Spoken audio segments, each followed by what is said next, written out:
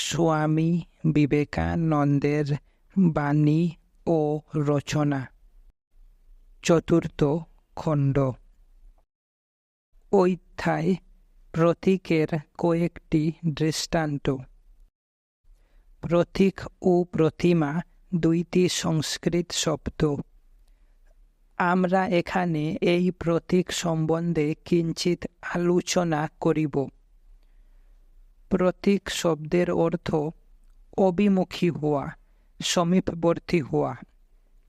সকল দেশে সকল ধর্মেই দেখিতে পাইবেন উপাসনার নানাবিধ স্তর রহিয়াছে।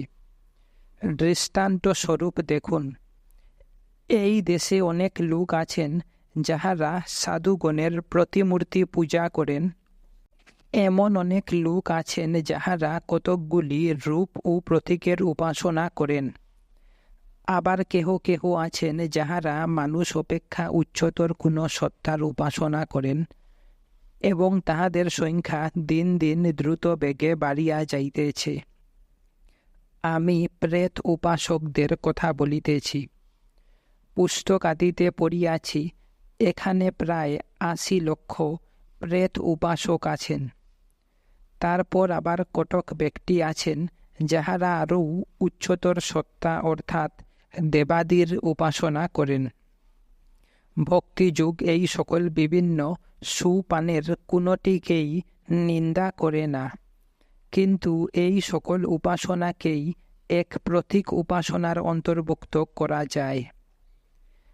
এই উপাসকগণ প্রকৃতপক্ষে ঈশ্বরের উপাসনা করিতেছেন না, কিন্তু প্রতীক অর্থাৎ ঈশ্বরের সন্নিহিত কোনো বস্তুর উপাসনা করিতেছেন।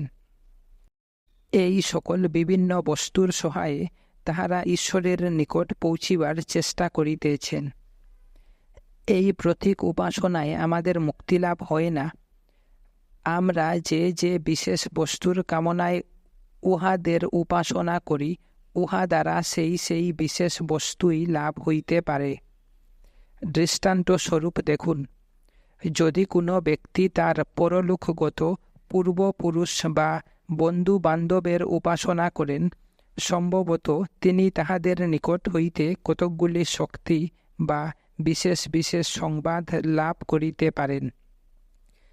এই সকল উপাস্য হইতে যে বিশেষ বস্তু লাভ হয়, তাহাকে বিদ্যা অর্থাৎ বিশেষ জ্ঞান বলে।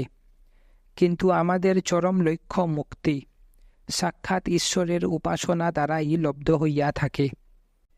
বেদ ব্যাখ্যা করিতে গিয়া কোনো প্রাচ্য তত্ত্ববিদ, পাশ্চাত্য পণ্ডিত এইরূপ মত প্রকাশ করিয়াছেন যে স্বয়ং সগুণ ঈশ্বরও প্রতীক।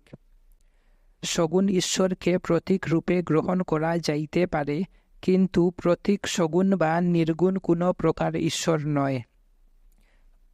ওইগুলিকে ঈশ্বর রূপে উপাসনা করা যায় না। এব কেহ যদি মনে করে দেবতা, পূর্বপুরুষ, মহাত্মা, সাধু বা প্রেত রূপ বিভিন্ন প্রতীকের উপাসনা দ্বারা তাহারা কখনো মুক্তিলাভ করিবে, তবে তাহাদের মহা ভুল। এইগুলি দ্বারা তাহারা বড় জোর কয়েকটি শক্তি লাভ করিতে পারে, কিন্তু কেবল ঈশ্বরই আমাদিগকে মুক্ত করিতে পারেন। কিন্তু তাই বলিয়া ওই সকল উপাসনার উপর দোষারোপ করিবার প্রয়োজন নাই। উহাদের প্রত্যেকটি হইতেই কিছু কিছু ফল লাভ হইয়া থাকে, এবং যে ব্যক্তি আর উচ্চতর কিছু বুঝে না, সে এই সকল প্রতীক উপাসনা হইতে কিছু কিছু শক্তি ও সুখ সম্ভোগ লাভ করিবে। তারপর দীর্ঘকাল ভোগ ও অভিজ্ঞতা সঞ্চয়ের পর যখন সে মুক্তি লাভের জন্য প্রস্তুত হইবে, তখন সে নিজেই এই সব প্রতীক উপাসনা ত্যাগ করিবে। এই সকল বিভিন্ন প্রতীক উপাসনার মধ্যে পরলোকগত বন্ধু বান্ধব আত্মীয়গণের উপাসনাই সমাজে সর্বাপেক্ষা অধিক প্রচলিত। ব্যক্তিগত ভালোবাসা, প্রিয়জনের দেহের প্রতি ভালোবাসা, এই মানব প্রকৃতি আমাদের মধ্যে এতদূর প্রবল যে তাহাদের মৃত্যু হইলেও আমরা সর্বদাই তাহাদিগের দেহ আবার দেখিতে চাই। আমরা তাহাদের দেহের প্রতি আসক্ত। আমরা ভুলিয়া যাই যে যখন তাহারা জীবিত ছিলেন তখনই তাহাদের দেহ ক্রমাগত পরিবর্তিত হইতেছিল, এবং মৃত্যু হইলেই আমরা ভাবি তাহাদের দেহ অপরিবর্তনীয় হইয়া গিয়াছে। সুতরাং আমরা তাহাদিগকে পূর্বের মতোই দেখিব। শুধু তাই নয়, আমাদের কোনো বন্ধু বা পুত্র জীবদ্দশায় অতিশয় দুষ্ট স্বভাব থাকিলেও মৃত্যু হইবা মাত্র আমরা মনে করিতে থাকি, তাহার মতো সাধু প্রকৃতির লোক আর জগতে কেহই নাই। সে আমাদের কাছে ঈশ্বর তুল্য হইয়া যায়। ভারতে এমন অনেক লোক আছে যাহারা কোনো শিশুর মৃত্যু হইলে তাহাকে দাহ করে না, মৃত্তিকার নিম্নে সমাধিস্থ করে ও তাহার সমাধিস্থানের উপর মন্দির নির্মাণ করে, এবং সেই শিশুটি ওই মন্দিরের দেবতা হইয়া যায়। সকল দেশেই এই প্রকারের ধর্ম খুব প্রচলিত, এবং এমন দার্শনিকের অভাব নাই যাহাদের মতে ইহাই সকল ধর্মের মূল। অবশ্য তাহারা ইহা প্রমাণ করিতে পারেন না। যাহা হোক, স্মরণ রাখিতে হইবে যে এই প্রতীক পূজা আমাদিগকে কখনোই মুক্তি দিতে পারে না। দ্বিতীয়ত, ইহাতে বিশেষ বিপদ আশঙ্কা আছে। বিপদ এই যে প্রতীক বা সমীপকারী সুপান পরম্পরা যতক্ষণ পর্যন্ত আরও একটি অগ্রবর্তী সুপানে পৌঁছিবার সহায়তা করে, ততক্ষণ উহারা দোষাবহ নয়, বরং উপকারী। কিন্তু আমাদের মধ্যে 99% জন সারা জীবন প্রতীক উপাসনাতেই লাগিয়া থাকে। সম্প্রদায় বিশেষের ভিতর জন্মানো ভালো, কিন্তু উহাতে নিবদ্ধ থাকিয়া মরা ভালো নয়। স্পষ্টতর করিয়া বলিতে গেলে বলিতে হয়, কোনো সম্প্রদায়ে প্রবেশ করিয়া তাহার মধ্যে প্রচলিত সাধন প্রণালী অবলম্বন করা ভালো। ইহা দ্বারা আমাদের উচ্চতর ভাবসমূহ জাগরিত হয়। কিন্তু অধিকাংশ ক্ষেত্রে আমরা সেই ক্ষুদ্র সম্প্রদায়ের সংকীর্ণ ভাব অবলম্বন করিয়াই জীবনের শেষ দিন পর্যন্ত কাটাই। আমরা উহার বাহিরে আসিতে পারি না, নিজ ভাবের বিকাশ সাধন করিতে পারি না। এই সকল প্রতীক উপাসনায় ইহাই বড় বিপদ।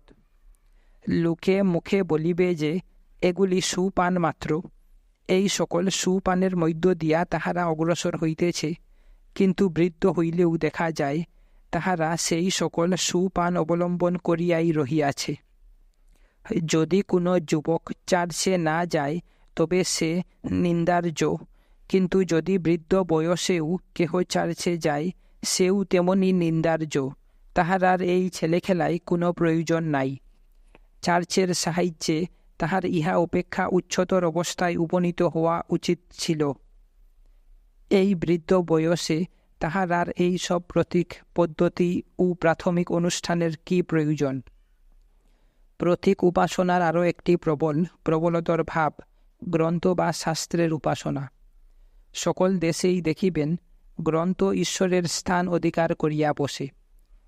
আমার দেশে এমন অনেক সম্প্রদায় আছে যাহারা মনে করিয়া থাকে ভগবান অবতীর্ণ হইয়া মানব রূপ পরিগ্রহ করেন, কিন্তু তাহাদের মতে মানব রূপে অবতীর্ণ হইলে ঈশ্বরকেও বেদানুযায়ী চলিতে হইবে, এবং যদি তাহার উপদেশ বেদানুযায়ী না হয় তবে তাহারা সেই উপদেশ গ্রহণ করিবে না।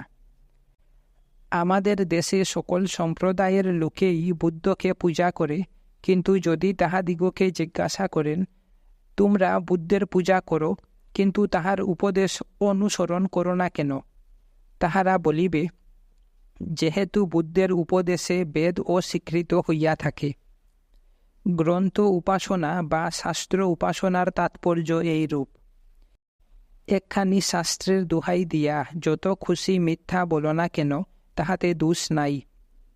ভারতে যদি আমি কোনো নূতন বিষয় শিক্ষা দিতে ইচ্ছা করি, এবং যদি অপর কোনো গ্রন্থ বা ব্যক্তির দোহাই না দিয়া আমি যেরূপ বুঝিয়াছি সেইভাবে ওই সত্য প্রচার করিতে যাই, তাহা হইলে কেহই আমার কথা শুনিতে আসিবে না।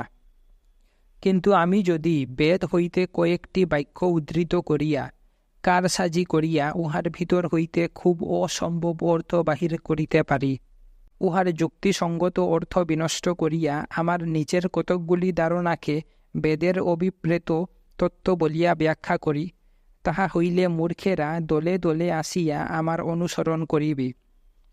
তারপর আবার কিছু লোক আছে, তাহারা এক অদ্ভুত রকমের খ্রিস্টান ধর্ম প্রচার করিয়া থাকে।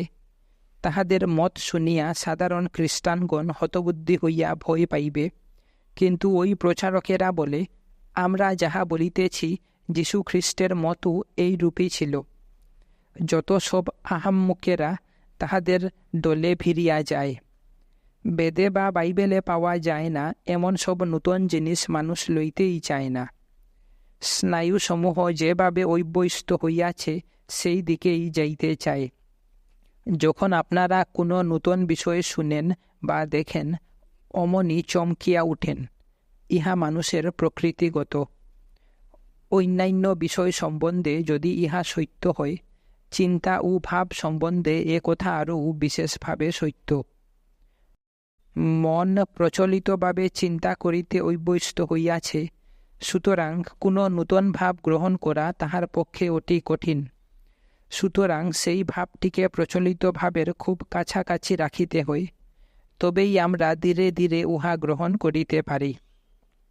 কৌশল হিসাবে এটি ভালো বটে, কিন্তু নীতি হিসাবে মন্দ। এই সংস্কারকগণ এবং যাহাদিগকে আপনারা উদার মতাবলম্বী প্রচারক বলেন, তাহারা আজকাল রাশি রাশি অসামঞ্জস্যপূর্ণ কথা বলিতেছেন, তাহা ভাবিয়া দেখুন। তাহারা জানেন যে তাহারা শাস্ত্রের যেরূপ ব্যাখ্যা করিতেছেন সেরূপ অর্থ হয় না, কিন্তু তাহারা যদি ওইভাবে প্রচার না করেন, কেহই তাহাদের কথা শুনিতে আসিবে না। খ্রিস্টান সায়েন্টিস্টদের মতে যীশু একজন মস্ত রোগ নিরাময়কারী, প্রেত তত্ত্ববাদীদের মতে একজন মস্ত ভৌতিক এবং থিওসফিস্টদের মতে একজন মহাত্মা ছিলেন। ধর্মগ্রন্থের একই বাক্য হইতে এই সব বিভিন্ন অর্থ বাহির করিতে হইবে। ছান্দোগ্য উপনিষদের আসি দেখো মেবা দ্বিতীয়ম এই বাক্যের অন্তর্গত সৎ শব্দের অর্থ বিভিন্ন মতবাদীগণ বিভিন্নভাবে করিয়াছেন। পরমাণুবাদীগণ বলেন সৎ শব্দের অর্থ পরমাণু, আর ওই পরমাণু হইতেই জগৎ উৎপন্ন হইয়াছে। প্রকৃতিবাদীগণ বলেন উহার অর্থ প্রকৃতি, আর প্রকৃতি হইতেই সমুদয় উৎপন্ন হইয়াছে। শূন্যবাদীরা বলেন সৎ শব্দের অর্থ শূন্য, আর এই শূন্য হইতেই সমুদয় উৎপন্ন হইয়াছে।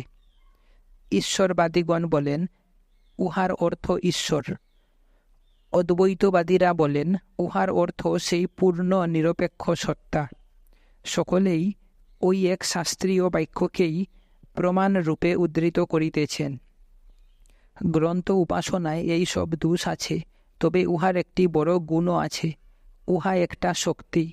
যে সকল ধর্ম সম্প্রদায়ের এক একখানি গ্রন্থ আছে, সেগুলি ব্যতীত জগতের অন্যান্য সকল ধর্ম সম্প্রদায়ই লোপ পাইয়াছে। আপনাদের মধ্যে কেহ কেহ পারসিকদের কথা শুনিয়াছেন। ইহারা প্রাচীন পারসিবাসী। এক সময় ইহাদের সংখ্যা প্রায় 10 কোটি ছিল। আরবীয়েরা ইহাদিগের অধিকাংশকে পরাজিত করিয়া মুসলমান করিল। অল্প কয়েকজন তাহাদের ধর্মগ্রন্থ লইয়া পলায়ন করিল, এবং সেই ধর্মগ্রন্থের বলেই তাহারা এখনও টিকিয়া আছে। ইয়াহুদীদের কথা ভাবিয়া দেখুন। যদি তাহাদের একটি ধর্মগ্রন্থ না থাকিত, তাহারা জগতে কোথায় মিলাইয়া যাইত। কিন্তু ওই গ্রন্থই তাহাদের জীবনী শক্তি রক্ষা করিয়াছে। অতি ভয়ানক অত্যাচার সত্ত্বেও তাহাদের ধর্মগ্রন্থ তালমুড তাহাদিগকে রক্ষা করিয়াছে। গ্রন্থের একটি বিশেষ সুবিধা এই যে উহা সমুদয় ভাবগুলি পরিষ্কারভাবে হৃদয়গ্রাহী করিয়া লোকের সমক্ষে উপস্থিত করে, এবং উহা উপাস্য বস্তু। বেদির উপর একখানি গ্রন্থ রাখুন, সকলেই উহা দেখিবে। একখানি ভালো গ্রন্থ হইলে সকলেই তাহা পড়িবে। কেহ কেহ বোধ হয়ে আমাকে পক্ষপাতী বলিয়া মনে করিতে পারেন, কিন্তু আমার মতে গ্রন্থ দ্বারা জগতে ভালো অপেক্ষা মন্দ অধিক হইয়াছে। এই যে নানা ক্ষতিকর মতবাদ দেখা যায়, সেগুলির জন্য এই সকল গ্রন্থই দায়ী। মতামতগুলি সব গ্রন্থ হইতেই আসিয়াছে। আর গ্রন্থগুলি জগতে যত প্রকার অত্যাচার ও গুড়ামির জন্য দায়ী। বর্তমানকালে গ্রন্থসমূহই সর্বত্র মিথ্যাবাদী সৃষ্টি করিতেছে। সকল দেশেই মিথ্যাবাদের সংখ্যা বাড়িতেছে দেখিয়া আমি আশ্চর্য হই। তারপর প্রতিমা বা মূর্তি ও তাহার উপযোগিতা সম্বন্ধে আলোচনা করিতে হইবে। সমগ্র জগতে আপনারা কোনো না কোনো আকারে প্রতিমার ব্যবহার দেখিতে পাইবেন। কেহ কেহ মানব আকার প্রতিমা অর্চনা করিয়া থাকে, আর আমি মনে করি উহাই সর্বোৎকৃষ্ট প্রতিমা। আমার যদি প্রতিমা পূজার প্রয়োজন হয়, তবে আমি পশু, গৃহ বা অন্য কোনো মূর্তি অপেক্ষা বরং মানব আকৃতি প্রতিমার উপাসনা করিব। এক সম্প্রদায় মনে করে এই প্রতিমাটি ঠিক, অপরে মনে করে উহা ঠিক নয়। খ্রিস্টানরা মনে করেন ঈশ্বর যে ঘুঘুর রূপ ধারণ করিয়া আসিয়াছিলেন উহাই ঠিক, কিন্তু হিন্দুদের মতানুসারে তিনি যে গো রূপ ধারণ করিয়াছিলেন উহা সম্পূর্ণ ভ্রান্ত ও কুসংস্কারাত্মক। ইয়াহুদিরা মনে করেন দুই দিকে দুই দেবদূত বসানো সিন্দুকের আকৃতিযুক্ত একটি মূর্তি নির্মাণ করিলে কোনো দোষ নাই, কিন্তু নর বা নারীর আকারে যদি কোনো মূর্তি গঠিত হয় তবে উহা অতিশয় ভয়াবহ। মুসলমানেরা মনে করেন প্রার্থনার সময় যদি পশ্চিম দিকে মুখ করিয়া কাবা নামক কৃষ্ণ প্রস্তরযুক্ত মন্দিরটির আকৃতি চিন্তা করিতে চেষ্টা করা হয় তাহাতে কোনো দোষ নাই, কিন্তু চার্চের আকৃতি ভাবিলেই উহা পৌত্তলিকতা। প্রতিমা পূজার ইহাই অপূর্ণতা বা দোষ। তথাপি এগুলি সবই প্রয়োজনীয় সোপান বলিয়া বোধ হয়। কিন্তু শুধু একখানি গ্রন্থের দোহাই দিলেই চলিবে না। গ্রন্থ সম্বন্ধে বলিতে পারি, গ্রন্থের উপর অন্ধবিশ্বাস যত কম হয় ততই আমাদের মঙ্গল। আপনি নিজে প্রত্যক্ষ কি অনুভব করিয়াছেন তাহাই প্রশ্ন। ঈশা, মূসা, বুদ্ধ কি করিয়াছেন বলিলে কি হইবে? তাহাতে আমাদের কিছুই হইবে না, যতদিন না আমরা নিজেরাও সেগুলি জীবনে পরিণত করিতেছি। আপনি যদি একটা ঘরের দরজা বন্ধ করিয়া চিন্তা করেন মূসা এই খাইয়াছিলেন, তাহাতে তো আপনার ক্ষুধা মিটিবে না। সেইরূপ মূসার এই প্রকার মত ছিল জানিলেই আপনার উদ্ধার হইবে না। এ সকল বিষয়ে আমার মত সম্পূর্ণ স্বতন্ত্র। কখনো কখনো মনে হয় এই সব প্রাচীন আচার্যগণের সহিত যখন আমার মত মিলিতেছে তখন আমার মত অবশ্যই সত্য। আবার কখনো কখনো ভাবি আমার সঙ্গে যখন তাহাদের মত মিলিতেছে তখন তাহাদের মত ঠিক। আমি স্বাধীন চিন্তা করায় বিশ্বাস করি। এই সব পবিত্র স্বভাব আচার্যগণের প্রভাব হইতেও একেবারে মুক্ত থাকিতে হইবে। তাহাদিগকে পরিপূর্ণভাবে ভক্তি শ্রদ্ধা করুন, কিন্তু ধর্মকে একটা স্বাধীন গবেষণার বস্তুরূপে গ্রহণ করুন। তাহারা যেভাবে জ্ঞানালোক পাইয়াছিলেন আমাদিগকেও সেই রূপ নিজের চেষ্টায় জ্ঞানালোক লাভ করিতে হইবে। তাহারা জ্ঞানালোক পাইয়াছিলেন বলিয়া আমাদের তৃপ্তি হইবে না। আপনাদিগকে বাইবেল হইতে হইবে, অনুসরণ করিতে হইবে না। বাইবেলকে শুধু পথের আলোক রূপে, পথ প্রদর্শক স্তম্ভ বা নিদর্শন রূপে শ্রদ্ধা করিতে হইবে। গ্রন্থের মূল্য ওই পর্যন্ত, কিন্তু প্রতিমা প্রভৃতি একান্ত আবশ্যক। আপনারা মনকে স্থির করিবার সময় বা কোনো রূপ চিন্তা করিবার সময় দেখিবেন আপনারা স্বভাবতই মনে মনে মূর্তি গড়িবার প্রয়োজন অনুভব করেন। এই রূপ কল্পনা না করিয়া থাকিতে পারেন না। দুই প্রকার মানুষের রূপ কল্পনার বা মূর্তির প্রয়োজন হয় না। নরপশুর, যে ধর্মের কোনো ধার ধারে না, আর সিদ্ধ পুরুষের, যিনি এই সকল অবস্থার মধ্য দিয়া গিয়াছেন। আমরা এই দুই অবস্থার মধ্যে রহিয়াছি। ভিতরে ও বাহিরে আমাদের কোনো না কোনো রূপ, আদর্শ বা মূর্তির প্রয়োজন। উহা কোনো পরলোকগত মানুষের হইতে পারে, অথবা কোনো জীবিত নর বা নারীর হইতে পারে। ইহা ব্যক্তিত্বের উপাসনা, শরীর কেন্দ্রিক, তবে ইহা খুব স্বাভাবিক। সূক্ষ্মকে স্থূলে পরিণত করার দিকে আমাদের ঝোঁক। সূক্ষ্ম হইতে যদি আমরা স্থূল না হইয়া থাকি, তবে কিভাবে এখানে আসিলাম? আমরা স্থূল ভাব প্রাপ্ত আত্মা, এইভাবেই আমরা এই পৃথিবীতে আসিয়াছি। সুতরাং মূর্তিভাব যেমন আমাদিগকে এখানে আনিয়াছে, তেমনি মূর্তির সাহায্যেই আমরা ইহার বাহিরে যাইব।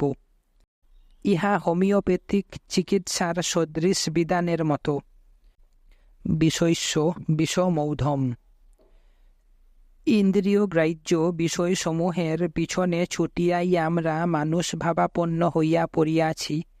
আমরা সাকার ব্যক্তিভাবের উপাসনা করিতে বাধ্য।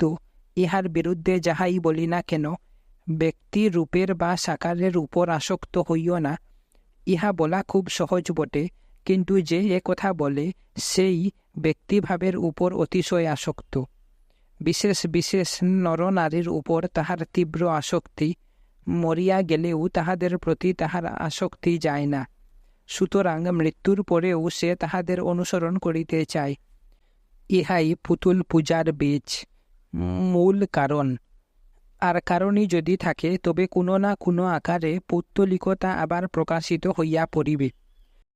কোনো সাধারণ নর বা নারীর উপর আসক্তি অপেক্ষা খ্রাইস্ট বা বুদ্ধের প্রতিমূর্তির উপর আসক্তি বা আকর্ষণ থাকা কি ভালো নয়? পাশ্চাত্যের লোকেরা বলিয়া থাকে, মূর্তির সম্মুখে হাঁটু গাড়িয়া বসা বড়ই খারাপ। কিন্তু তাহারা কোনো নারীর সম্মুখে হাঁটু গাড়িয়া বসিয়া তাহাকে অনায়াসে বলিতে পারে, তুমি আমার প্রাণ, তুমি আমার জীবনের আলো, তুমি আমার নয়নের মণি, তুমি আমার আত্মা। এই সব।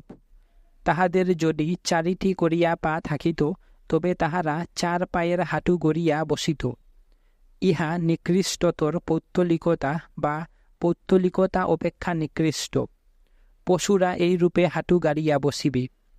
একটি নারীকে আমার প্রাণ, আমার আত্মা বলার অর্থ কি? এ ভাব তো 5 দিনের মধ্যেই উবিয়া যায়। এ কেবল ইন্দ্রিয়গত আসক্তি মাত্র। তাই যদি না হইবে, তবে পুরুষের নিকট ঐরূপ হাঁটু গাড়িয়া বসে না কেন? এই ভালোবাসা স্বার্থপূর্ণ কামনা অথবা তাহা অপেক্ষা নিকৃষ্ট। কেবল এক রাস ফুল চাপা দেওয়া মাত্র। কবিরা উহার একটি সুন্দর নামকরণ করিয়া উহার উপর আতর গোলাপ জল ছড়াইয়া দেন। তাহা হইলেও উহা স্বার্থপর কামনা ছাড়া আর কিছুই নয়। বুদ্ধ বা জিনের মূর্তির সমক্ষে হাঁটু গাড়িয়া বসিয়া তুমি আমার জীবন স্বরূপ বলা কি উহা অপেক্ষা ভালো নয়? আমি বরং শত শতবার এই রূপই করিব। আরও এক প্রকার প্রতীক আছে। পাশ্চাত্য দেশে ঐরূপ প্রতীক উপাসনার স্বীকৃতি নাই, কিন্তু আমাদের শাস্ত্রে মনকে ঈশ্বর রূপে উপাসনা করিতে বলা হইয়াছে। যে কোনো বস্তুকে ঈশ্বর রূপে উপাসনা করা হয়, তাহাই ভগবৎ প্রাপ্তির একটি সুপান স্বরূপ। প্রত্যেকটি আমাদিগকে ঈশ্বরের নিকটতর করিয়া দেয়। অরুন্ধতী একটি অতি ক্ষুদ্র নক্ষত্র। যদি কেহ ওই নক্ষত্র দেখিতে চায়, প্রথমে তাহাকে উহার নিকটবর্তী একটি বড় নক্ষত্র দেখাইতে হয়।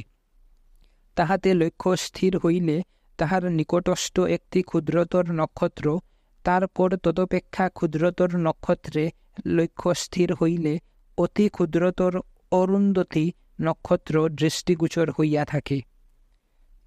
এই রূপে এই সকল বিভিন্ন প্রতীক ও প্রতিমা মানুষকে ক্রমে সেই সূক্ষ্ম ঈশ্বরের নিকট লইয়া যায়। বুদ্ধ ও খ্রাইস্টের উপাসনা এসবই প্রতীক উপাসনা। ইহা মানবকে প্রকৃত ঈশ্বর উপাসনার সমীপে পৌঁছাইয়া দেয় মাত্র, কিন্তু বুদ্ধ ও খ্রাইস্টের উপাসনা কাহাকেও মুক্তি দিতে পারে না। এই ভাব অতিক্রম করিয়া ঈশ্বরের নিকটে যাইতে হইবে।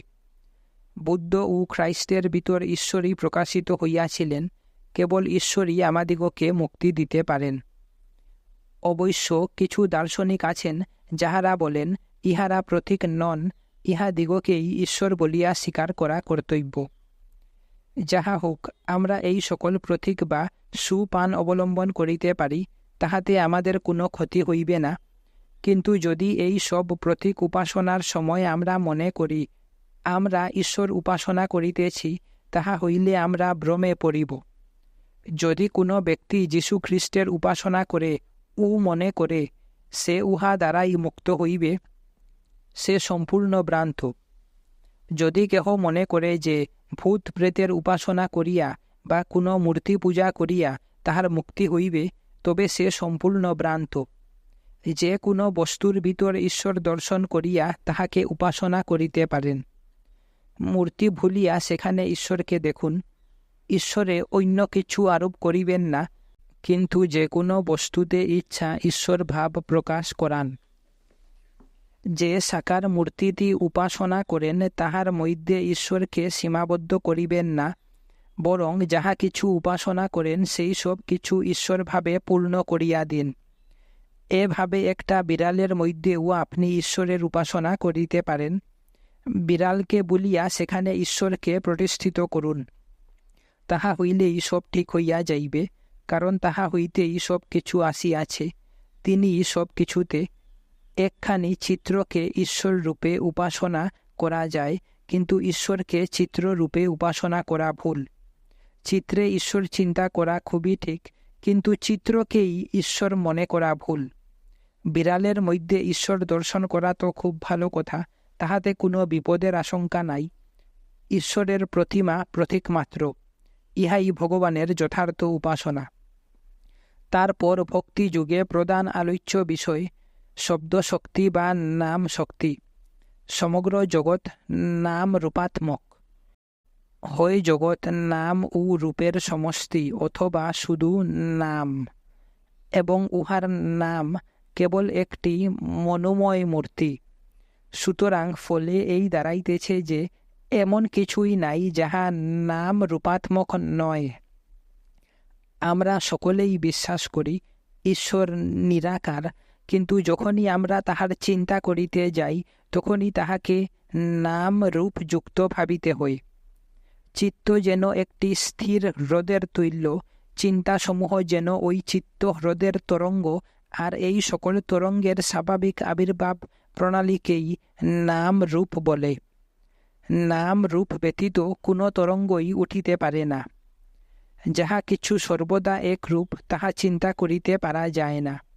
উহা অবশ্যই চিন্তার অতীত, কিন্তু যখনই উহা চিন্তা ও জড় পদার্থে পরিণত হয় তখনই উহার নাম রূপ চাই চাই। আমরা উহাদিগকে পৃথক করিতে পারি না। অনেক গ্রন্থে দেখিতে পাওয়া যায় শব্দ হইতে ঈশ্বর এই জগৎ সৃষ্টি করিয়াছেন। খ্রিস্টানগণের একটা মত আছে শব্দ হইতে জগতের সৃষ্টি হইয়াছে। সংস্কৃত ভাষায় উহারই নাম শব্দ ব্রহ্মবাদ। উহা একটি প্রাচীন ভারতীয় মত। ভারতীয় ধর্ম প্রচারকগণ কর্তৃক ওই মত আলেকজান্দ্রিয়ায় নীত হয় এবং সেখানে ওই ভাব রোপণ করা হয়। এই রূপে সেখানে শব্দ ব্রহ্মবাদ ও অবতারবাদ প্রতিষ্ঠিত হইয়াছে। শব্দ হইতে ঈশ্বর সমুদয় সৃষ্টি করিয়াছিলেন, এ কথার গভীর অর্থ আছে। ঈশ্বর যখন স্বয়ং নিরাকার, তখন সৃষ্টি ব্যাখ্যা করিবার ইহাই শ্রেষ্ঠ উপায়। সৃষ্টি শব্দের অর্থ বাহিরে প্রক্ষেপ করা, বিস্তার করা। সুতরাং ঈশ্বর শূন্য হইতে জগৎ নির্মাণ করিলেন, এই প্রলাপের অর্থ কি? ঈশ্বর হইতে জগৎ প্রক্ষিপ্ত হইয়াছে, তিনি জগৎ রূপে পরিণত হন, আর সবই তাহাতে ফিরিয়া আসে, আবার বাহির হয়, আবার ফিরিয়া আসে। অনন্তকাল ধরিয়া এই রূপ চলিবে। আমরা দেখিয়াছি আমাদের মন হইতে যে কোনো ভাবের সৃষ্টি হয়, তাহা নাম রূপ ব্যতীত হইতে পারে না। মনে করুন আপনাদের মন সম্পূর্ণ স্থির, একেবারে চিন্তাহীন হইয়াছে।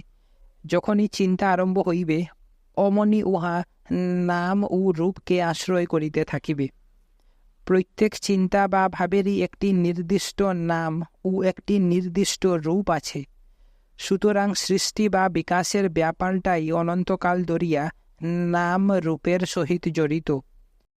এতএব আমরা দেখিতে পাই মানুষের যত প্রকার ভাব আছে অথবা থাকিতে পারে, তাহার অনুরূপ একটি নাম বা শব্দ অবশ্যই থাকিবে। তাই যদি হইল, তবে যেমন আপনার দেহ আপনার মনের বহির্মুখ বা স্থূল বিকাশ, তেমনি এই জগৎও মনেরই বিকাশ। ইহা সহজেই মনে করা যাইতে পারে। আর ইহা যদি সত্য হয় যে সমগ্র জগৎ একই নিয়মে গঠিত, তাহা হইলে একটি পরমাণুর গঠন প্রণালী জানিতে পারিলে আপনি সমগ্র জগতের গঠন প্রণালী জানিতে পারিবেন। আপনাদের শরীরের স্থূল ভাগ এই স্থূল দেহ, আর চিন্তা বা ভাব উহারই অভ্যন্তরে সূক্ষ্মতর ভাগ। এ দুটি চিরদিন অবিচ্ছেদ্য। ইহা তো প্রতিদিনই দেখিতে পান। কোনো ব্যক্তির মস্তিষ্কে যখন বিশৃঙ্খলা উপস্থিত হয়, তাহার চিন্তা বা ভাবসমূহও অমনি বিশৃঙ্খল হইতে থাকে। কারণ ওই দুইটি একই বস্তুর স্থূল ও সূক্ষ্ম ভাগ মাত্র। মন ও জড় বস্তু বলিয়া দুইটি পৃথক পদার্থ নাই। একটি উচ্চ বায়ুস্তম্ভে যেমন একই বায়ুর ঘন ও পাতলা স্তর পর পর পাওয়া যায়, এবং বায়ুমণ্ডলের যতই ঊর্ধ্বে যাওয়া যায় ততই উহা সূক্ষ্মতর হইতে থাকে, এই দেহ সম্বন্ধেও সেই রূপ। বরাবর ইহা একই বস্তু, স্থূল হইতে সূক্ষ্ম, স্তরে স্তরে গ্রথিত রহিয়াছে। দেহতা যেন নখের মতো, নখ কাটিয়া ফেলুন, আবার নখ হইবে। বস্তু যতই সূক্ষ্মতর হয়, তাহা ততই অধিকতর স্থায়ী হয়। সর্বকালেই ইহার সত্যতা দেখা যায়। আবার যতই স্থূলতর হয়, ততই অল্পকাল স্থায়ী হইয়া থাকে। এতএব আমরা দেখিতেছি, রূপ স্থূলতর, নাম সূক্ষ্মতর। ভাব, নাম ও রূপ এই তিনটি কিন্তু একই বস্তু। একে তিন, তিনে এক।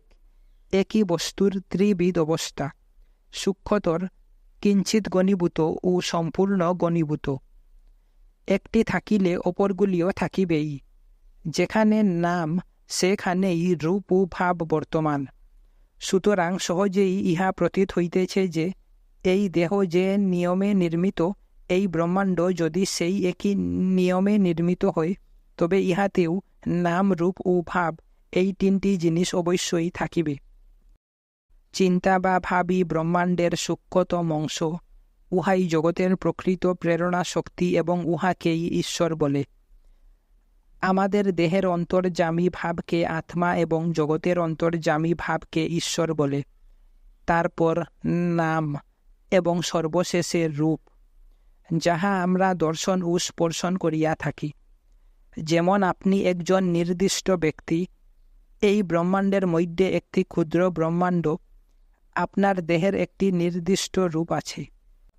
আবার তাহার শ্রী অমুক বা শ্রীমতী অমুক প্রভৃতি বিভিন্ন নাম আছে। তাহার পশ্চাতে আবার ভাব, অর্থাৎ যে চিন্তা বা ভাব সমষ্টির প্রকাশে এই দেহ নির্মিত, তাহা রহিয়াছে। সেই রূপ এই অনন্ত ব্রহ্মাণ্ডের অন্তরালে নাম রহিয়াছে, আর সেই নাম হইতেই এই বহির্জগৎ সৃষ্ট বা বহির্গত হইয়াছে। আর সেই নাম হইতেই এই বহির্জগৎ সৃষ্ট বা বহির্গত হইয়াছে। সকল ধর্ম এই নামকে শব্দ ব্রহ্ম বলিয়া থাকে। বাইবেলে লিখিত আছে, আদিতে শব্দ ছিল, সেই শব্দ ঈশ্বরের সহিত যুক্ত ছিল, সে শব্দই ঈশ্বর। সেই নাম হইতেই রূপের প্রকাশ হইয়াছে, এবং সেই নামের পশ্চাতে ঈশ্বর আছেন। এই সর্বব্যাপী ভাব বা চেতনাকে সাংখ্যেরা মহৎ আখ্যা প্রদান করেন। এই নাম কি? আমরা দেখিতে পাইতেছি, ভাবের সঙ্গে নাম অবশ্যই থাকিবে। সমগ্র জগৎ সমপ্রকৃতির, আর আধুনিক বিজ্ঞান নিঃসংশয়ে প্রমাণ করিয়াছে যে সমগ্র জগৎ যে উপাদানে নির্মিত, প্রত্যেকটি পরমাণুও সেই উপাদানে নির্মিত। আপনারা যদি এক তাল মৃত্তিকাকে জানিতে পারেন, তবে সমগ্র ব্রহ্মাণ্ডকেই জানিতে পারিবেন। সমগ্র জগৎকে জানিতে হইলে কেবল একটু মাটি লইয়া উহাকে বিশ্লেষণ করিয়া দেখিলেই হইবে। যদি আপনারা একটি টেবিলকে সম্পূর্ণরূপে সব দিক দিয়া উহাকে জানিতে পারেন, তাহা হইলে আপনারা সমগ্র জগৎকে জানিতে পারিবেন। সমগ্র ব্রহ্মাণ্ডের মধ্যে মানুষ সৃষ্টির শ্রেষ্ঠ প্রতিনিধি। মানুষই স্বয়ং ক্ষুদ্র ব্রহ্মাণ্ড স্বরূপ। সুতরাং মানুষের মধ্যে আমরা রূপ দেখিতে পাই, তাহার পশ্চাতে নাম, তৎপশ্চাতে ভাব, অর্থাৎ মননকারী পুরুষ রহিয়াছেন। এব এই বৃহৎ ব্রহ্মাণ্ডও অবশ্যই সেই একই নিয়মে নির্মিত। প্রশ্ন, এই নাম কি? হিন্দুদের মতে এই নাম বা শব্দ ওম। প্রাচীন মিশরবাসীগণও তাহাই বিশ্বাস করিত। যাহাকে লাভ করিবার ইচ্ছা করিয়া সাধক ব্রহ্মচর্য পালন করেন, আমি সংক্ষেপে তাহাই বলিব, তাহা ওম। ইনি অক্ষর অপর ব্রহ্ম, ইনি অক্ষর পরব্রহ্ম। এই অক্ষরের ওমকারের রহস্য জানিয়া যিনি যাহা ইচ্ছা করেন তিনি তাহাই লাভ করিয়া থাকেন। ওমকার সমগ্র ব্রহ্মাণ্ডের প্রতীক, ঈশ্বরেরও প্রতীক। ইহা বহির্জগৎ ও ঈশ্বরের মধ্যবর্তী উভয়েরই প্রতিভূ। এখন আমরা জগতের বিভিন্ন খণ্ড খণ্ড ভাবগুলি সম্বন্ধে আলোচনা করিব। এই সমগ্র জগৎকে সমষ্টিভাবে না ধরিয়া আমরা জগৎটাকে বিভিন্ন ইন্দ্রিয় যথা স্পর্শ, রূপ, রস ইত্যাদি অনুসারে এবং অন্যান্য নানা প্রকারে খণ্ড খণ্ডভাবে গ্রহণ করিতে পারি।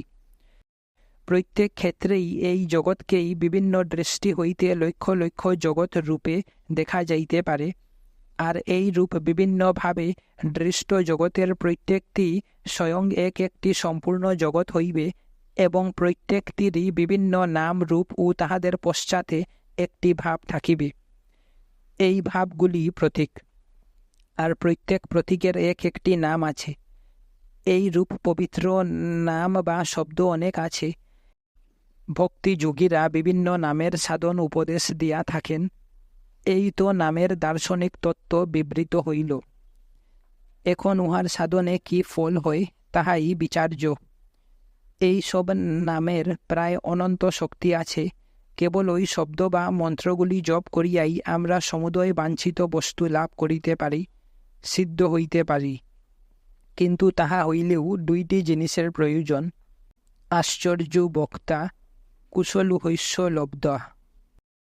গুরু অলৌকিক শক্তি সম্পন্ন হইবেন এবং শিষ্যও সেইরূপ হইবে।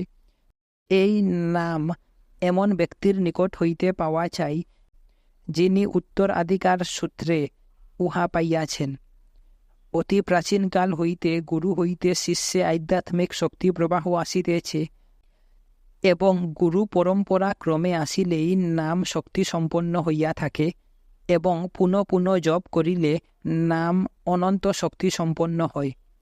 যে ব্যক্তির নিকট হইতে এরূপ শব্দ বা নাম পাওয়া যায় তাহাকে গুরু বলে, আর যিনি পান তাহাকে শিষ্য বলে। যদি বিধিপূর্বক এইরূপ মন্ত্র গ্রহণ করিয়া উহা পুনঃ পুনঃ অভ্যাস করা হয়, তবে সাধক ভক্তিযুগের পথে অনেকখানি অগ্রসর হইয়া রহিল। কেবল ওই মন্ত্রের বারবার উচ্চারণে ভক্তির উচ্চতম অবস্থা আসিবে। হে ভগবান, আপনার কত নাম রহিয়াছে, আপনি জানেন উহাদের প্রত্যেকের কি তাৎপর্য। সব নামগুলি আপনার, প্রত্যেক নামেই আপনার অনন্ত শক্তি রহিয়াছে। এই সকল নাম উচ্চারণের কোনো নির্দিষ্ট দেশকালও নাই, কারণ সব কালই শুদ্ধ ও সব স্থানেই শুদ্ধ। আপনি এত সহজলভ্য, আপনি এত দয়াময়। আমি অত দুর্ভাগা যে আপনার প্রতি আমার অনুরাগ জন্মিল না।